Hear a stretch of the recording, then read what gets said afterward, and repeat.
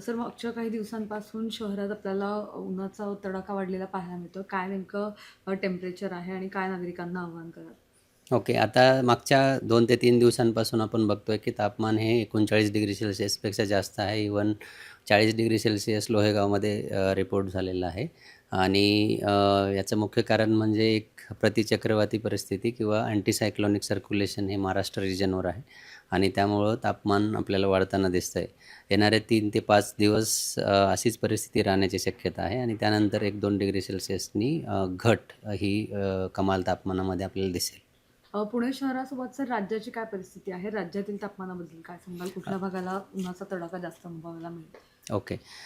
पूर्ण महाराष्ट्राचा जर विचार कराल तर विदर्भामध्ये सर्वात जास्त तापमानाची नोंद होताना दिसते, ज्यामध्ये अकोला येथे 43 डिग्री सेल्सिअस तापमान मागील 24 तासामध्ये आपल्याला दिसून आलं आहे. त्यानंतर अमरावती आहे.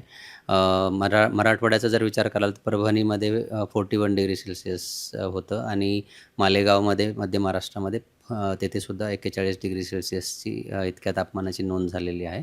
आणि जसं मी सांगितलं की हाच फोरकास्ट येणारे 3 ते 5 दिवस आहे आणि त्यानंतर थोडीशी घट होताना दिसेल. कोकण आणि गोवाचा जर विचार कराल तर तिकडेसुद्धा 35-36 डिग्री सेल्सिअसपर्यंत तापमान आहे. परंतु हीट वेव्ह किंवा जे प्लेन एरियाज आहे त्याच्या कंपॅरेटिव्हली टेम्परेचर कोकण आणि गोवामध्ये कमी आहे.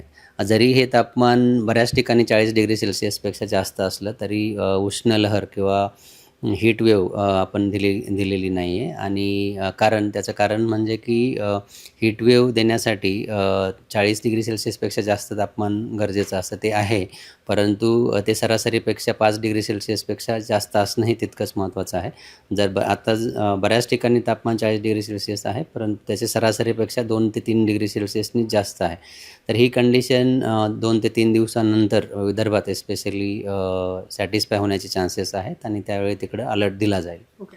पुणे शहरात सध्या अशी काही जाणार आहे अशी चर्चा सुरू आहे. तर असं काही आहे का? पुणे शहराला येलो अलर्ट आहे का? नाही, सध्या तरी आपण दिलेलं नाही, कारण जे काही तापमान आहे त्याची सरासरीपेक्षा ते 2 ते 3 डिग्री सेल्सिअसनीच जास्त आहे. त्यामुळं हीट वेव्ह क्रायटेरिया सॅटिस्फाय होत नाही, परंतु टेम्परेचर 40पेक्षा जास्त आहे. त्यामुळं नागरिकांनी नक्कीच काळजी घेणं गरजेचं आहे. ओके.